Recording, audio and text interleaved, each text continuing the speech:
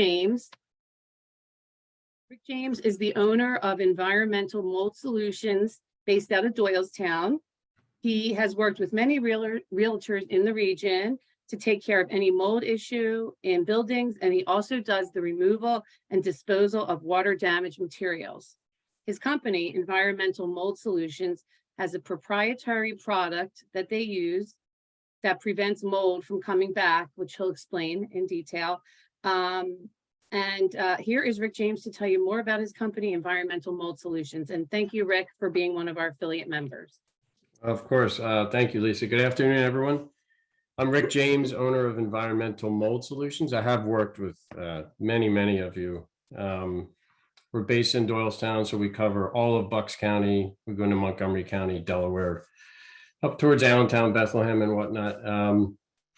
So we provide mold treatment and prevention, and I always make sure I note that word prevention, because of course nobody wants mold to come back. We do that one way. We educate everyone with why mold growth happened to begin with. It's always because of unwanted moisture. Mold will not grow without moisture. It's extremely important to know. The biggest areas where mold growth is going to occur is attics and basements. When you guys see inspection reports come back in, those are probably the two biggest areas. Lack of ventilation in an attic, you're going to get build up of moisture and mold growth. And in basements and crawl spaces, they're always damp environments, so it's likely you're going to get mold growth down there, especially if people do not run a dehumidifier. So one statement and question I get asked, do I need to run a dehumidifier? I never get water in my basement. Yes. So there's always going to be ambient moisture present in a basement or crawl space. There's earth on the other side of the foundation wall. So if you don't run a dehumidifier, keep the relative humidity below 50%, you're very likely to get mold growth. So that's your biggest defense inside, outside, as you see in reports. The grading needs to be corrected, downspouts, gutters. You always want to divert stormwater away. You take care of those in the dehumidifier running, excuse me, you will greatly reduce the chances of mold growth occurring. One thing, and the biggest thing that's going to separate my company from everyone else, is the product that we use. Once we're done removing all the mold growth, our sealant, a polymer, has silver in it. Mold won't grow in metals such as silver and copper. So when we're done doing, say, an unfinished basement, we will apply this polymer. And even if they don't run a dehumidifier, we still guarantee against mold growth. Nobody else, I have read every other company's guarantee. Nobody is going to guarantee against mold growth unless there's certain issues taken care of by the owner. In our situation, no matter what happens, you don't run a dehumidifier, you get water intrusion, there's a plumbing leak, we guarantee against mold growth on treated surfaces. Obviously, inspections are coming back to some degree. So when the report comes in and they might say possible microbial growth or suspected mold growth, understand that if that's in the report, there's mold growth.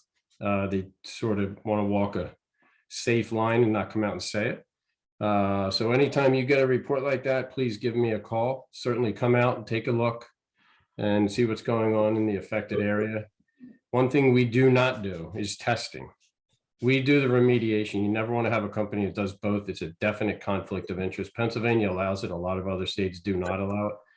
So be careful dealing with a company who handles both, even though they use an independent lab. It's how it's conducted.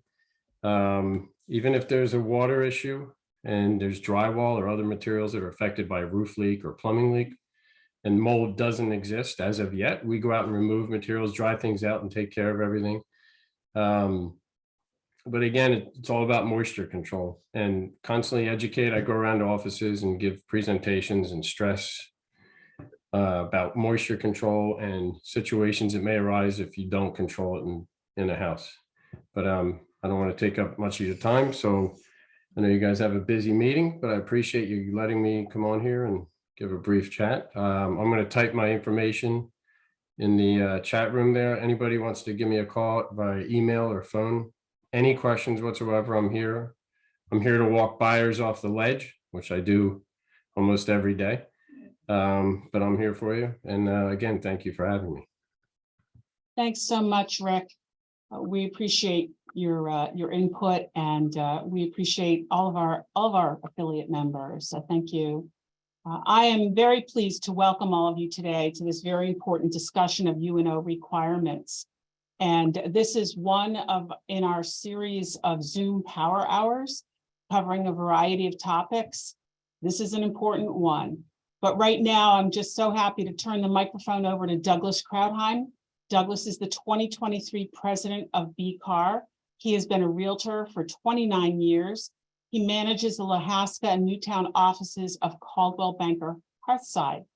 So I'm going to turn this over to you. Thanks, Douglas. Thank you, Pam. Appreciate the introduction.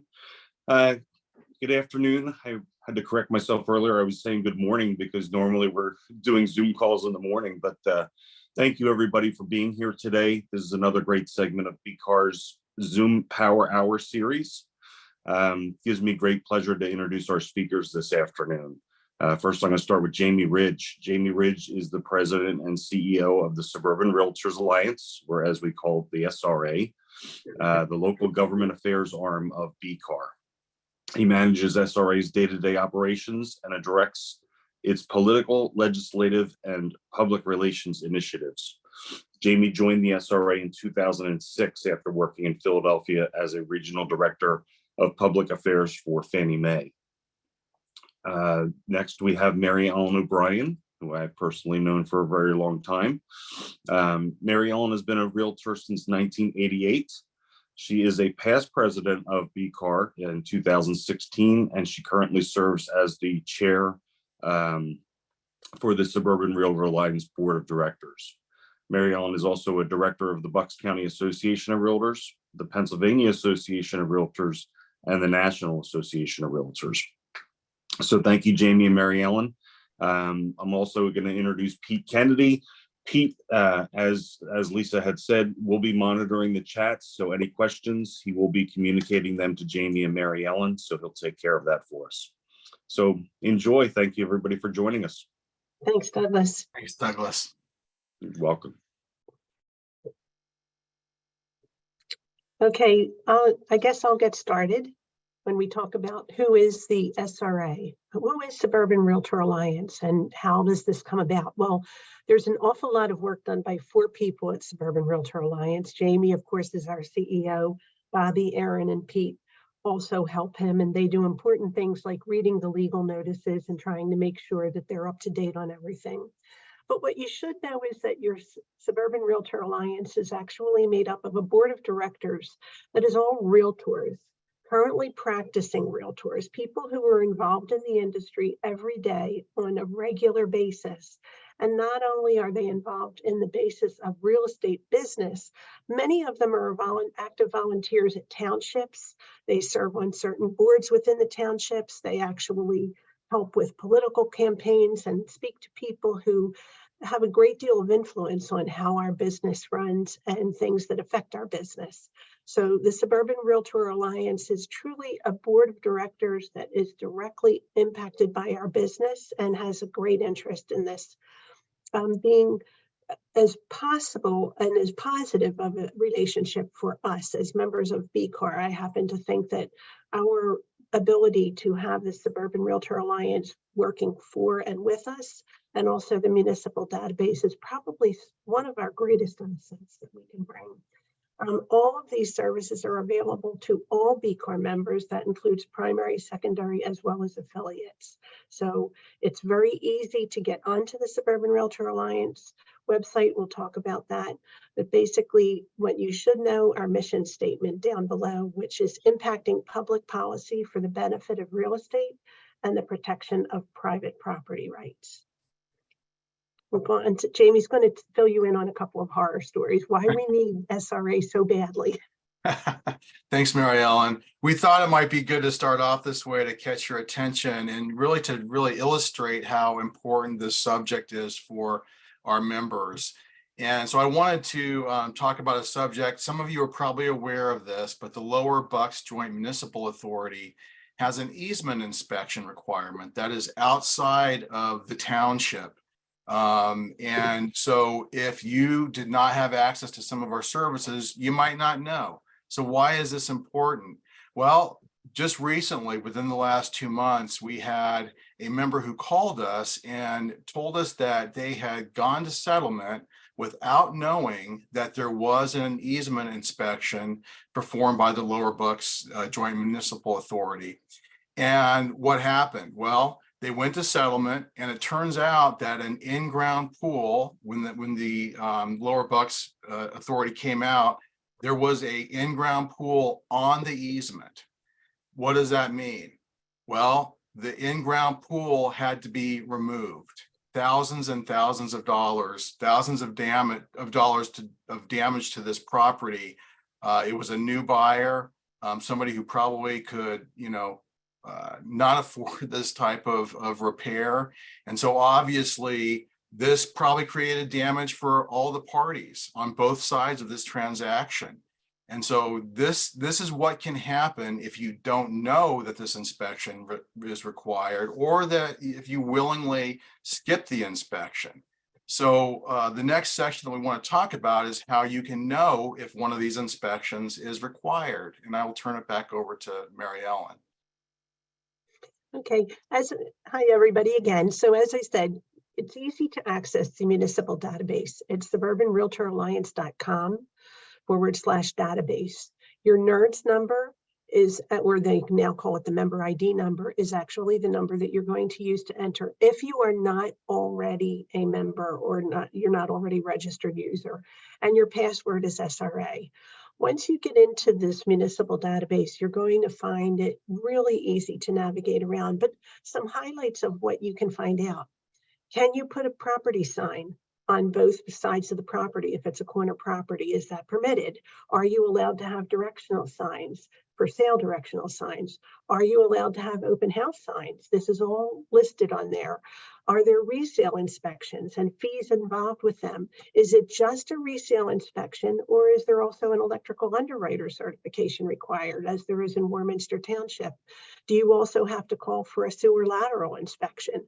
Property taxes are listed on there, building codes and zoning, and any real estate ordinances that you should know about are on there. I had discussed this with Jamie and Pete when we were talking about this seminar. What is a best practice for taking advantage of the Suburban Realtor Alliance services? Every time you go under contract with a buyer, and even before you go out on a listing appointment, I recommend that you go onto the SRA website and pull that checklist. Find out for sure, do you need a UNO? Give it to the seller so they know what's going to be expected from them. It's really easy to get this information. You don't have to search township by township. You go to SRA, you get everything you need in one source. You can also pull it when you have a house under contract and take that checklist with you to the home inspection, so you can compare and contrast what the inspector's telling you has to be done and what you know will need to be done in order for the township to give an UNO.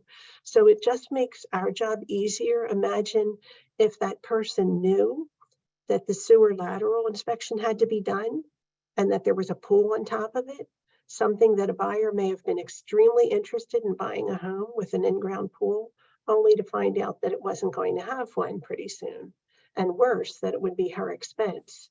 So there's a good reason for using this, but your point of sale, you can see on the small snapshot of the Doylestown Borough municipal information on the right-hand side of your screen. It tells you exactly what they're looking for. It tells you what the cost is. It tells you how to go about handling it. It'll even go so far as to tell you if there's an upcharge if you don't get the inspection in time. For example, in Upper Dublin Township, it's $90 if your inspection is less than 30 days away versus 45 if it's 29, if it's 32 days away. So it's a great resource. And I think, as I said before, one of our best advantages that we get as a member as a result of our dues. And if you have any issues getting into the database, please give us a call and we'll make sure that that's fixed right away. We do have a question from Cecilia asking, when townships change their requirements, how quickly does the SRA update their database? And I know that we pay as close attention as we can to public notices and other announcements, and through the news briefs. We update as quickly as we can, but we also are always happy to hear from realtors out in the field. When they find something that doesn't match up, they let us know, and we all kind of work together to keep it as up to date as possible all the time. Okay. Another point that I'd like to bring up on your next screen is taking advantage of the SRA services. It's easy to subscribe for this. If you look on the bottom of your screen, it'll say email us grassroots at Suburban Realtor Alliance. One of the reasons why you want to get this email every Friday morning is there's a lot of information on here. It's for all of the townships and all of the counties that Suburban Realtor Alliance serves. So you can go on and read what's happening in Chester, Delaware, Montgomery, and Bucks County, but it also keeps you up to date with some local news. So just as a highlight, in the last 2 weeks, one of the things that was addressed in the Bucks County portion was how Bristol Township several years ago created a blight program where they were going to check on properties that were going to be blighted and eyesore to the community, safety hazard, and how they've been restoring those properties, bringing in transfer tax, bringing in real estate taxes, and improving the look of the community. Another thing that was mentioned in last week's newsletter, Newtown Township on April 3rd is considering a restriction on single-use plastics. So it's something that you can tell your buyers about. Something you can tell your buyers about when they're in Wrightstown is that a wedding venue was just approved for a property on, I think it was Swamp Road. So that's something that maybe there are all kinds of noise ordinances and things like that, as you can imagine. But again, if you're selling a property locally, that, and the other thing that was mentioned was the odor issue at Frolics Farms on 263. The news briefs are really great stuff. And I see Kurt saying that it's mandatory reading for me every Friday morning. Great stuff from Kurt Miller. Thanks for saying that, Kurt. I agree. It's terrific. There's a little poll at the end that you can participate in or not, but it really does give you an at-a-glance news of things you might need to know moving forward to help your clients and also just your business. So sign up for it. If you're not already receiving it, it's quick. You can breeze through it really fast. It's written in a really user-friendly way, and there's a lot of great information on there. All right, so continuing with the taking advantage of our services, you know, one of the things that we do, and we hear from members every day, is we can give you assistance in difficult situations with municipalities. So for instance, if you have an issue getting a UNO permit, an inspection cert from a municipality, you can give us a call. There are a lot of ways that municipalities are trying to get away with things that they should not be. And I'll give you just a few examples of that. Some municipalities will say, you know, once you've had that code inspection, all repairs must be complete prior to settlement.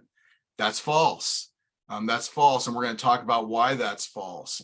Or you have 30 days to make the repairs. You know, once they've settled, that the new buyer has only 30 days to make those repairs. Again, false. And I'm going to go over that. Another one, you can settle on the property, but you can't move in until all the repairs are complete. Now, that could be true. There are scenarios where they may allow you to settle on that property, but you can't move in until some very serious issues are safety issues are taken care of.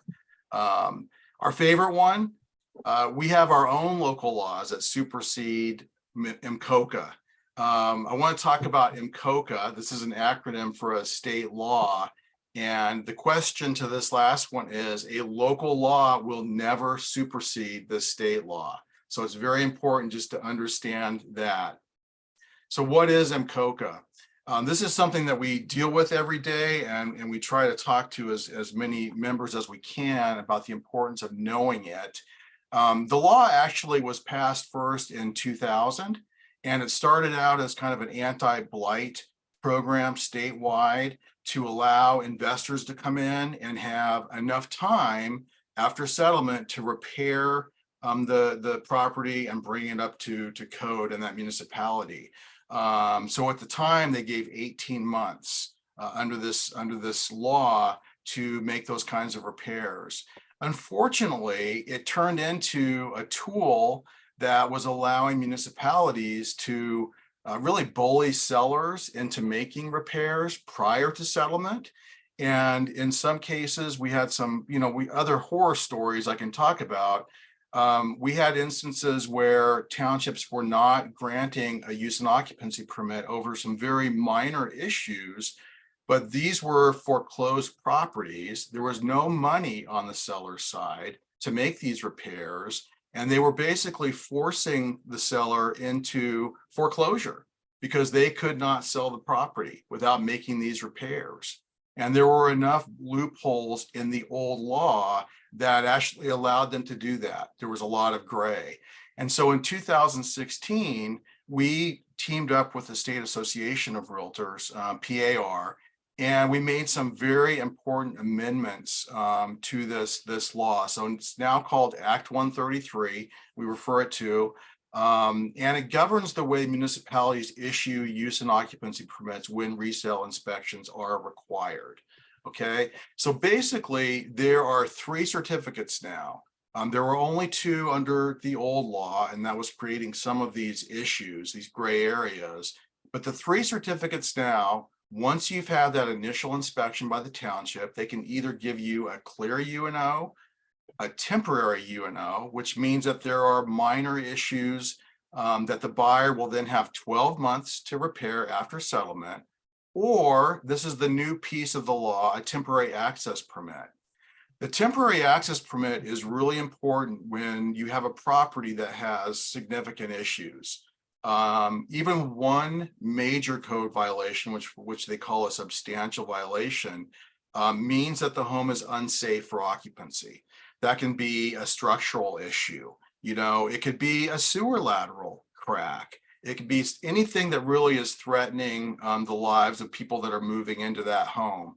So the temporary access permit, the good thing about it is it does allow settlement to move forward.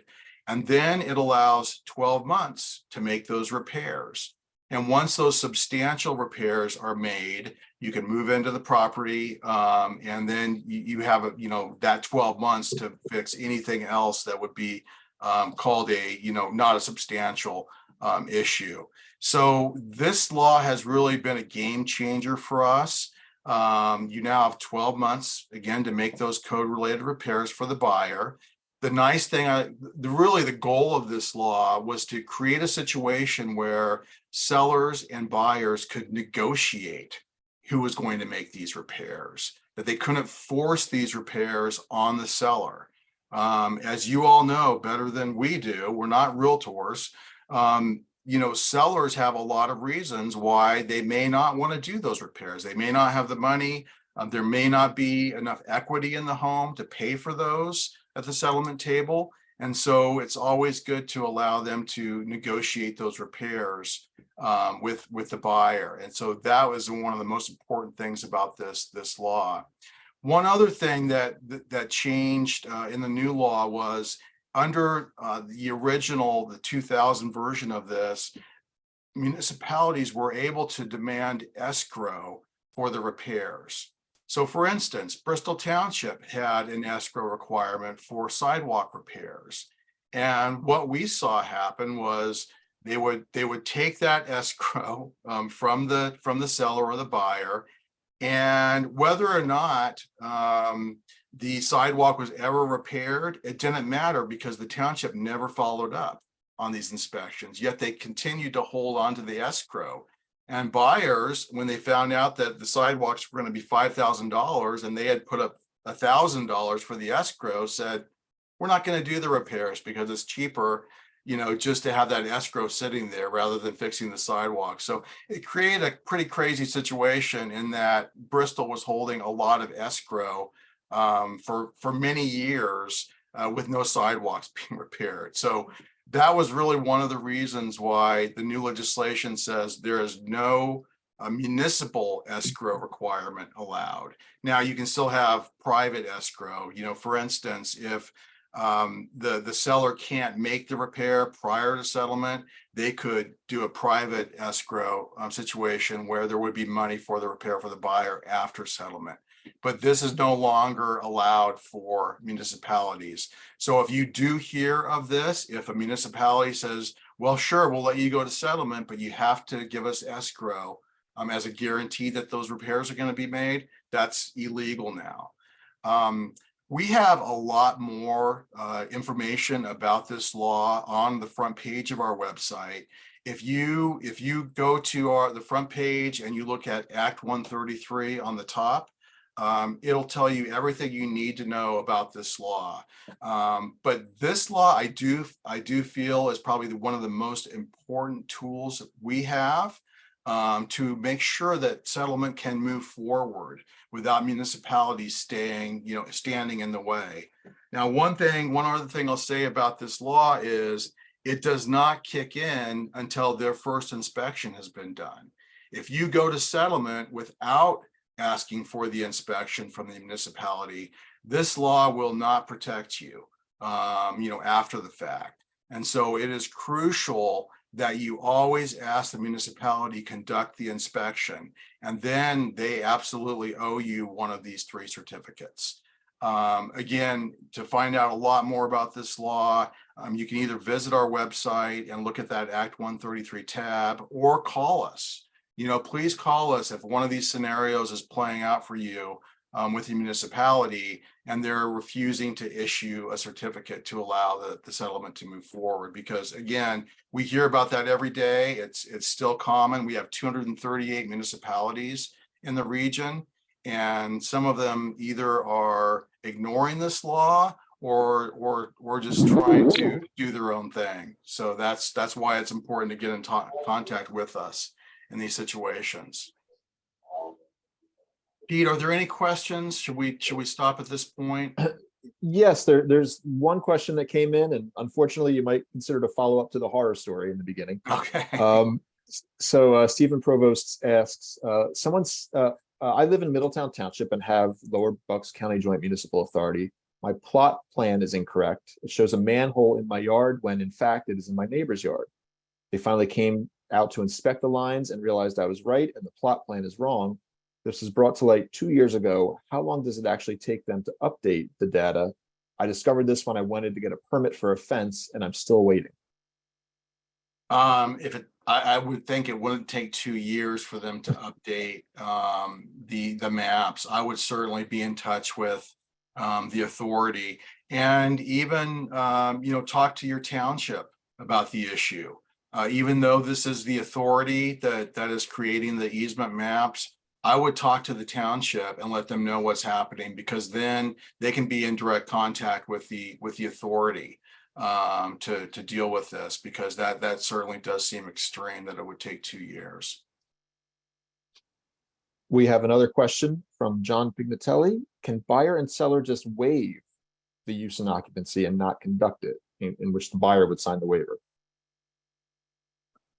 Well, there are two answers I would give you to that. Number one, you could have a private agreement to waive the use and occupancy inspection, but that does not impact the municipality. They may come back after and cite you for not doing the inspection. And that can include fines. It includes them coming in and then doing the inspection. And since the seller is no longer in the picture, that would fall on the buyer. And those can be very expensive depending on what they're looking for. Sidewalks can be very expensive. Sewer lateral repairs can be extremely expensive. So we're talking, tens of thousands of dollars for that buyer, potentially, if they waive that inspection. We don't love these use and occupancy inspections when the buyer is doing their own inspection, because we think it's very duplicative. It's a way for municipalities just to grab those fees, and we don't think that they're really necessary. But when the buyer is completely waiving the inspections, these inspections would give a little bit of protection to the buyer in those situations. I have another question here from Gwen Rodel. I have a client in Warminster. The father is selling the home to his son. Warminster Township online, their website says the UNO requirement says it is not necessary. However, when the township was emailed, they said it was. What should I do? Maryellen? So, like a lot of you guys, I've been selling in Warminster for a long time, and Warminster has actually been one of our challenges. I will say, and I told Jamie, I've just had 2 transactions in Warminster, and the new inspector in Warminster, Tom, has been terrific to work with. My recommendation, Gwen, is absolutely call Tom and talk to him about that and find out what his perspective is. I have a feeling, and probably an attorney, like if Alex Schneider were on, it would be great to have his advice too on this one, but I have a funny feeling that they're going to require an occupancy permit, regardless of whether it's a family transfer or not, because they're still going to use the word safety as their reason why. I think that you will have a much easier time with Tom than you did in the past leadership down there, because they were really hard to work with. But I would definitely call Tom at the inspection office and just verify with him. And in that scenario, again, if you do have that inspection done by the municipality, by Warminster, you would be protected by Act 133, which is a good thing to know in those situations. So, Maryellen, what's Tom's last name? I'm looking on my phone for it. I think it's Conway, but I believe it or not, I just have inspector. I'll get it for you, Gwen. I'll get his last name. But if you call Warminster Township the municipal authority, let me find it here. For their phone number is 215-672-9400. Ask for Tom, and his email is inspector@warminsterpa.org. So once you email that, you're gonna get Tom. I don't see any other questions. Last call for questions in the chat. we have one more slide too. So if somebody comes up with any questions, we can cover those at that point.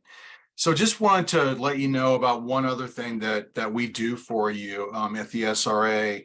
Maryellen mentioned that we read the legal notices every day, and we're scanning municipal websites to look for proposed ordinances that can impact your business, especially impacting sign ordinances, rental ordinances, or especially use and occupancy ordinances.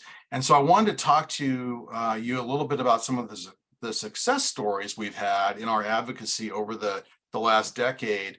Number one, Bristol Township. And if you've been around long enough and you had to do business in Bristol Township, 10, 12 years ago, it was kind of a nightmare.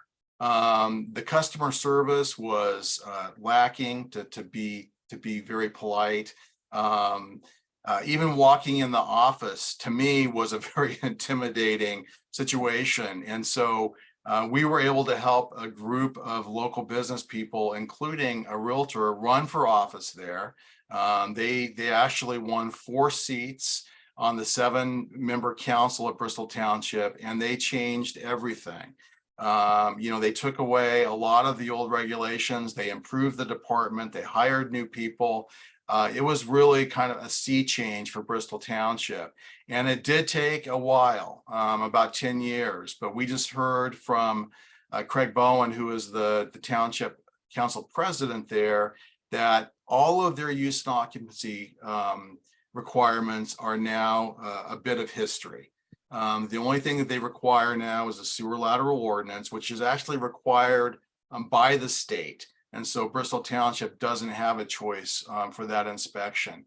But that is one that I like to highlight, just to let you know that we do work behind the scenes on these kinds of issues. Falls Township was another a win for us, where we realized that they had a new code inspector, code director, who was very open to hearing about our ideas. This ended up discussions with Township Council, which led to them getting rid of almost all of their use and occupancy requirements, including the inspections that they were doing in-house. And those were a real headache for our members because they took forever. They were very inconsistent in what they were finding. They would come back a second time and find more, just a nightmare situation. And that really has changed in a very positive way in Falls Township.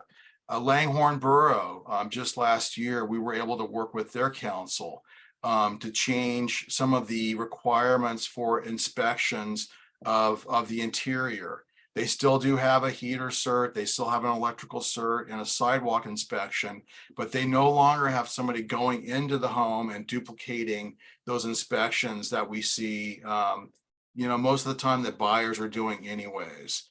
The last one I'll talk about is something that's unique to us and unique to Bucks County. We have a really great partnership with the county through a program called Bonus for Bucks Landlords. And this is a program that was entered into by the Bucks County Association of Realtors. Pam Croak was the initial contact for this program. And then we partnered with BCAR and the county in promoting this program that it matches tenants who are looking for a rental property with landlords. And then it sends automatic payments from the county through the tenant, through the county to the landlord every month, ensuring that the landlord is receiving on-time payments each month. And there are a lot of other guarantees built into that. You also get a bonus from the county if you sign up for this program. And it's been a huge success so far. And so we're constantly looking for ways to help our members, whether you are a buyer agent, a seller agent, both, or a rental, you specialize in rentals, or you're a landlord yourself. We're looking for ways to improve the situation for you in the county, and that's a big part of the work that we do. So Pete, I guess I'll ask at this point if there are any other questions we have from the audience. There is another one. Yes, another one just came in from June Quasset. Sewer laterals are required by the state, so must be done for all municipalities? No, it really depends on the situation of the municipality. The the Pennsylvania Department of Environmental Protection has mandated that some municipalities have a sewer lateral inspection program, because the situation is there are old pipes in many of our municipalities that are allowing too much rainwater, fresh water, to enter into the system. It then needs to get processed, and that's costing us millions and millions of dollars, tax dollars, I should say, each year. And so DEP is looking at townships where they're seeing a lot of this, what they call infiltration, and they're mandating that those municipalities have an inspection program. So it's not a choice of the municipality. It really is being forced at the state level, but not every municipality has that situation. We're seeing this a lot around Lower Bucks because some of the municipalities are older in the Lower Bucks area. And this is not just for Bucks County, it's for all of the counties around Philadelphia, where we see we call them the first municipalities, the first towns, and they've got old infrastructure. And so it's important that it's repaired, especially when all of this stormwater is getting into the system in that way, and then costing the region millions of dollars to process that. Well, I think everyone can agree that the SRA is the front line for us, and we are so thankful to have Jamie and his staff kind of right there for us whenever we need them. And Pete just put the SRA contact info into the chat. It's on our website, it's everywhere, and they want to hear from you. One of the reasons they're doing this session today is to make sure that our members are aware that they are there for you if you have questions or concerns. It's a very important thing for you to know that you can reach out to them. So I want you to take that number, take that email address and put it someplace safe. Because no doubt you're going to need it at some point, and they'll be there for you. But I do want to thank Jamie and Maryellen and Pete for taking the time today to be with us, and encourage everyone on this session to reach out to them if they need anything whatsoever. The SRA has a phenomenal reputation among all of the localities, really in southeastern PA. And you can see that their hard work has paid off. So I want all of us to be appreciative of that. I think if there are no further questions, we're done. Right? And I look forward to seeing all of you on the next Zoom Power Hour. Watch your newsletters, watch your emails. Thanks so much. Thanks, Douglas. Everyone. Thanks, Thank everyone. you, Jamie and Mary Ellen. Thank you. Thanks, Douglas.